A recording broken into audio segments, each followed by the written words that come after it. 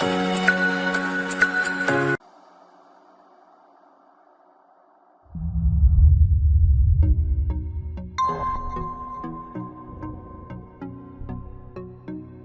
to the Speedmaster Racing video manual. Positioned on the side of the watch is the crown, which is used for setting the time and winding the watch. Although the watch is self-winding, when the crown is in this position, it can be wound forward for extra power.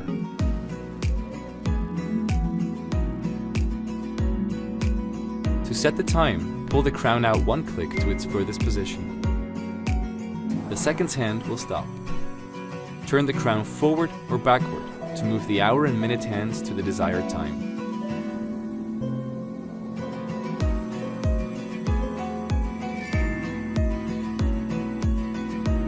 To adjust the date, press the corrector located on the side of the watch at 10 o'clock.